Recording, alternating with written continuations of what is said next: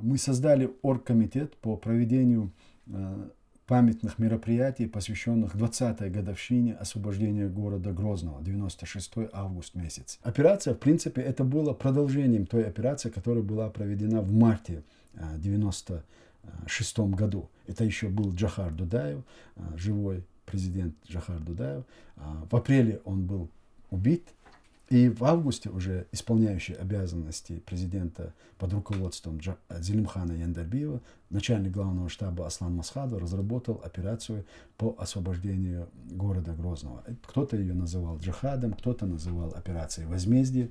И в этот день, в принципе, в город вошли наши подразделения в количестве чуть более 1000 человек.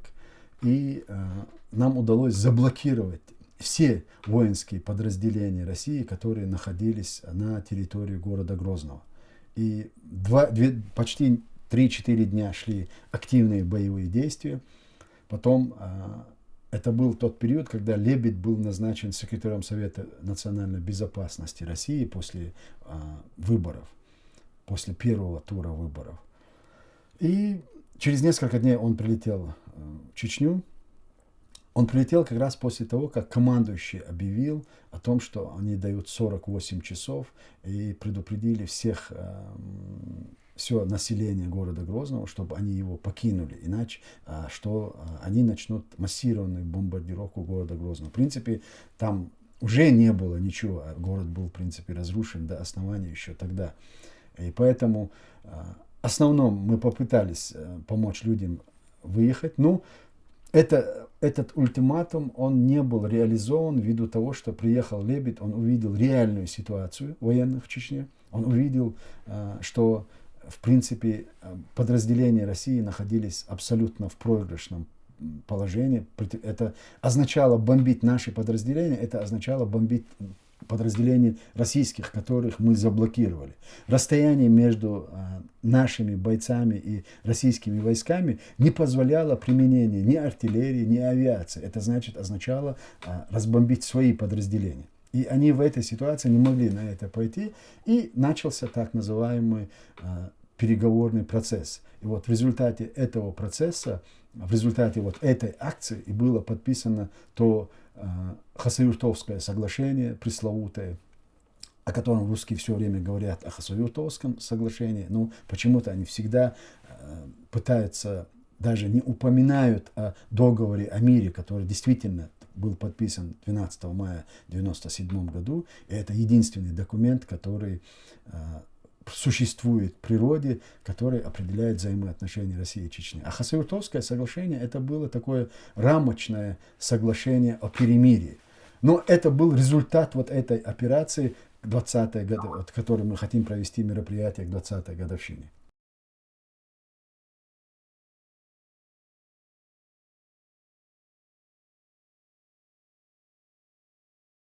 К сожалению, на сегодняшний день мы видим, что бы ни происходило в России, вернее, что бы ни делало российское государство, в частности, государственные структуры, за которые напрямую несет ответственность российский президент.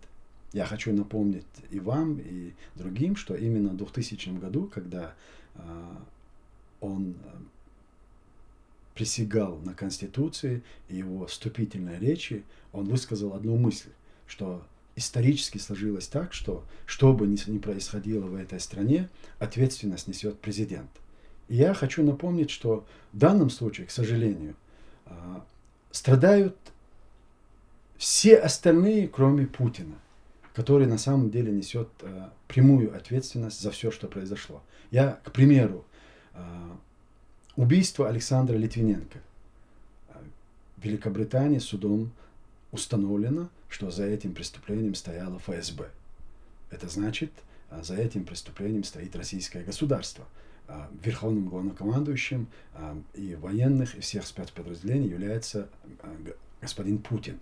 То есть он должен был нести прямую ответственность. Но, к сожалению, он это наказание по сегодняшний день не понес. Потом события в Украине. Нарушая все возможные международные принципы и нормы, Путин отторг от Украины часть их территории, начал военные действия на востоке Украины. И опять-таки Путин несет персональную ответственность, о чем он публично заявил во время одной из телевизионных передач, когда он сказал, как он это все сделал. Но однако лично он не несет ответственность. Да, есть санкции против России, российского государства, но в основном страдают люди, которые не были причастны к преступлению, которое совершил Путин. И сегодня очень такой свежий пример. В связи с скандалом с допингом российские легкоатлеты отстранены от участия в Олимпиаде. И опять-таки было-то это преступление совершено и сделано именно сотрудниками ФСБ. Это тоже доказанный факт. Опять-таки главнокомандующим является Путин. И он должен был нести за это ответственность. Но пострадали спортсмены. Но это вот сегодняшние реалии. Но я думаю, что рано или поздно вот все эти стороны, о которых я сегодня говорил, все равно придется нести ответственность ему. Но исторически он будет нести ответственность. Но я не знаю, в бытность президента, при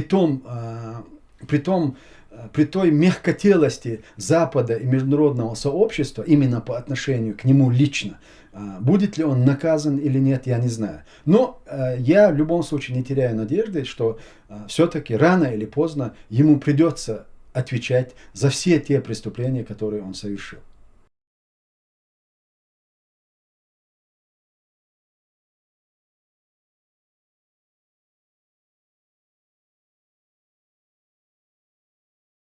В Чечне, в принципе, ровным счетом ничего не изменилось.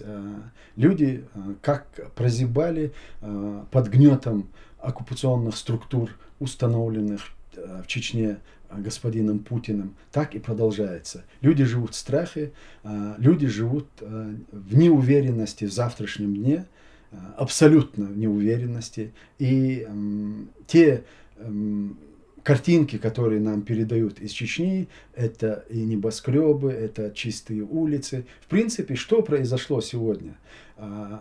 Ковровые бомбардировки, которые открыто бомбили Чечню и уничтожали людей, это заменили на тоталитарный режим, который установил Путин в Чечне.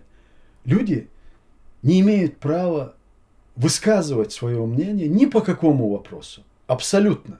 Не проявлять ни недовольство, не высказывать свои желания, не говоря уже о том, чтобы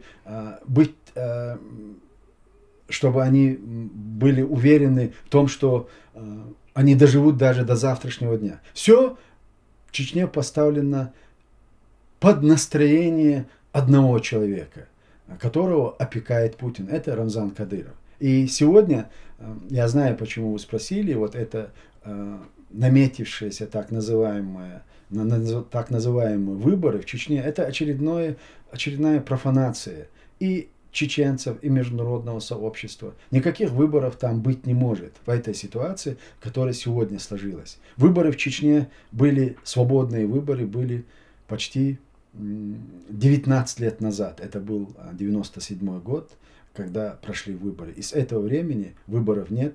И то, что мы сегодня провели заседание, как раз так касающееся событий в Чечне. Мы запланировали мероприятие, посвященное к 20-й годовщине освобождения Грозного в августе 96 году. Конечно, в Чечне об этой дате не могут даже вспомнить.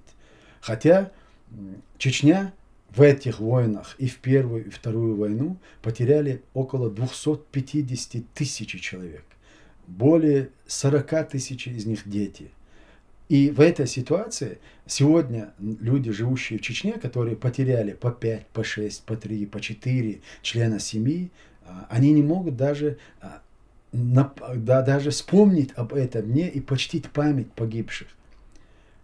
Это это сегодняшний день. В Чечне даже, вы знаете, запрещено отмечать такое, казалось бы, событие, не связанное с сегодняшней Россией, а событие, которое произошло 70 с лишним лет назад, в 1944 году, депортация чеченцев. Этот день официально отменен, и его не разрешают отменять.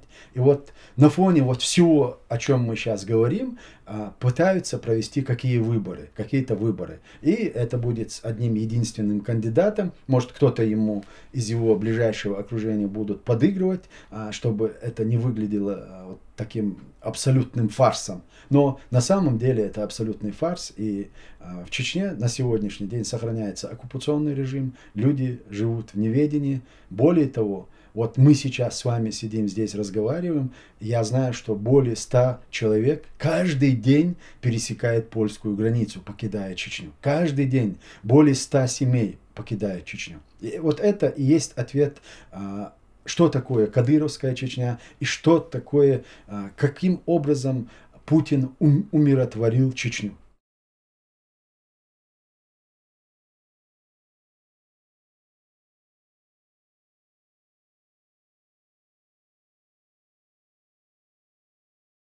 Меня здесь, конечно, никакие спецслужбы меня не удерживают, и никакое государство меня здесь не удерживает. Меня удерживает здесь память погибших моих соратников, память о них.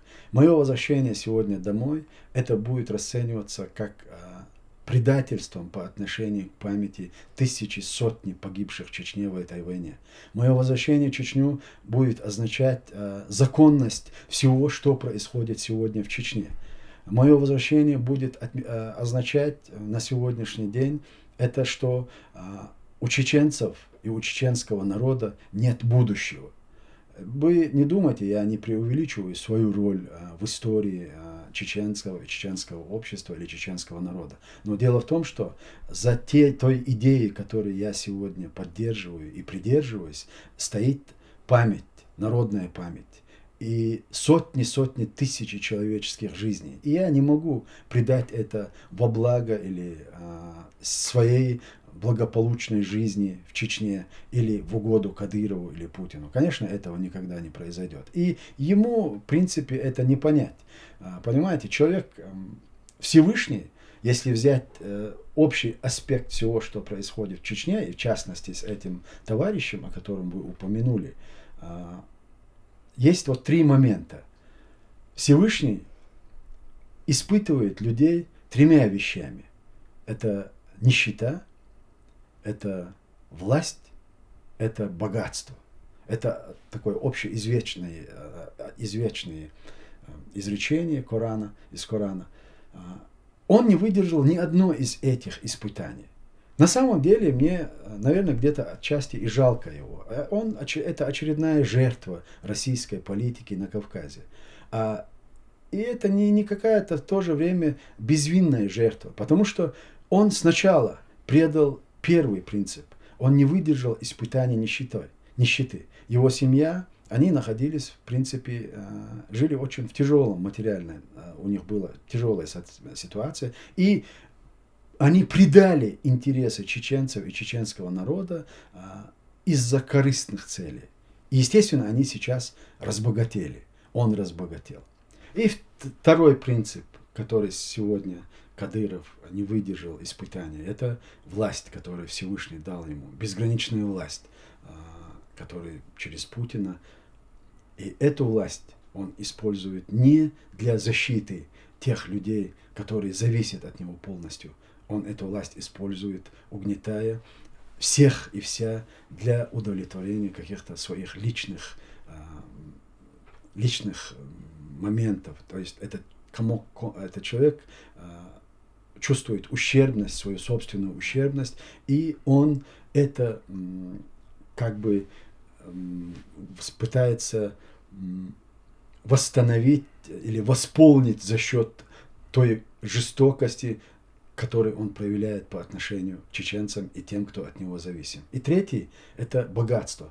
У этого человека несметные богатства, Ну, каким образом он эти богатства заработал? Когда он говорит, публично заявляет, я сделал вот это, я профинансировал вот это, я оплатил вот это, я построил это. Нужно знать, откуда он это оплачивает и откуда. Человек, который не занимается ни бизнесом, никогда не занимался. Сегодня в Чечне известно один факт, что в принципе все бюджетники отчисляют деньги в фонд Кадырова. И это становится его собственными деньгами, которые якобы которыми он распределяется и благоденствует тех, кого он считает нужными. А считает он нужными благоденствовать только тех, которые воспевают ему оды величия.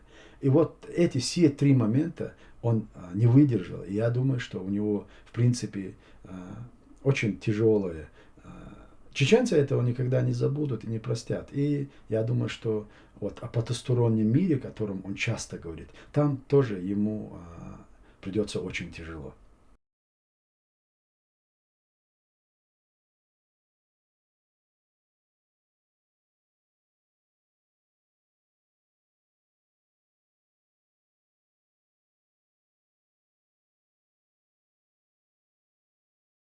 К большому сожалению, на сегодняшний день понимание того, из-за чего вот все это противостояние, этого нет в российском обществе.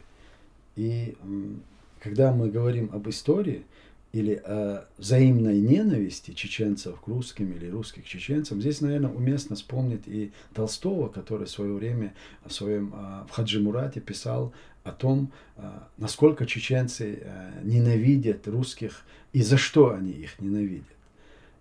Это как бы Толстой изложил в Хаджи Мурате позицию или отношение чеченцев к русским. И в то же время Лермонтов, он тоже в одной из своих колыбельных написал о том, что злой чечен ползет на берег, точит свой кинжал. Это как бы внушает страх русским или российскому обществу. Но я вам скажу другое. Вот у нас очень кровавое прошлое. Очень кровавое прошлое. 300-400 лет противостояния. Они все сопровождались войнами, жесточайшим противостоянием. Убиты сотни тысяч и миллионы даже людей с обеих сторон. И сегодня пытаться сделать вид, что ничего не произошло, и мы что можем жить в одной дружной семье, забыв все это нереально. Этого не произойдет, к большому сожалению. Может быть, к счастью или к сожалению, но этого не произойдет точно. Почему я говорю к сожалению? Это значит, если мы, то есть русские, не осознают свою вину и не осознают те преступления, которые они совершили против чеченского общества, пытаясь их покорить, истребить и сделать похожими на себя, никогда ничего не изменится. Если они это осознают, они должны будут раскаяться в содеянном. И тому примеру очень много. И после этого, может быть, разойдясь, мы можем сближаться. Но для этого сначала мы должны разойтись. И мы абсолютно разные по религии, по всем вопросам мы совершенно разные нации, разные народы, разная культура, разная религия, разный язык и разное понимание мира, всего-всего. И поэтому в этой ситуации пытаться объединить необъединяемое, это значит обрекать себя еще на жесточайшие войны, что и происходит. Но сегодня, если это и сегодня не произойдет, я уверен в том, что русские поймут, что сегодняшняя Чечня им обходится намного дороже, чем бы им обходилась независимая Чечня, с которой они установили бы союзнические отношения. И, в принципе, нам делить нечего. Наши интересы и Чечни, и России, они сплошь и рядом. И мы можем выстраивать нормальные взаимоотношения, вернувшись к договору о мире. Главная платформа и правовая, и политическая, она есть. Теперь просто нужно отказаться от тех преступных идей, которые возникают и в Кремле, и в Чечне. Отказавшись от этого, мы можем наладить нормальные отношения. Именно договор о мире, где отражены основные принципы взаимоотношений России и Чечни. И там все абсолютно четко прописано. Пусть это очень такой немногословный договор, но он позволяет и русским, и чеченцам с учетом интересов обеих сторон установить нормальные отношения. И дальше уже выстраивать и союзнические во всех областях, и в экономике, и в обороне, и в политике. Все эти моменты можно решить, и они разрешимы. И я уверен, что рано или поздно мы это должны будем сделать. И, конечно, если мы это не сделаем, мы или наши внуки, и не только внуки, но и правнуки обречены на войну и на противостояние. Чего бы очень не хотелось бы мне на самом деле. Это важный документ, и впервые глава государства России публично признал о 400-летнем противостоянии. И после подписания нашего договора об этом Ельцин вышел на прессу и сказал, что сегодня закончилось 400-летнее противостояние между Россией и Чечней. Вот это та база. Вот этот шаг Ельцин сделал. Да, ему, может быть, было тяжело это осознать. Да, он, наверное, был движим еще, он и неоднократно сам говорил, что Чеченская война – это его ошибка, наверное, самая большая ошибка в его бытность политиком и президентом. Наверное, все это в совокупности. И, конечно, команда, которая тогда работала с ним во время переговоров, они сделали все, чтобы этот договор был подписан. И он существует. И от него, как бы русские не пытались, или Путин не пытался умалчивать об этом документе, в истории взаимоотношений России и Чечни, о котором говорил Ельцин, в 400-летнем противостоянии, существует вот этот один договор о мире. И он подписан. И нам просто надо вернуться к этому и на основе этого документа выстраивать наши отношения.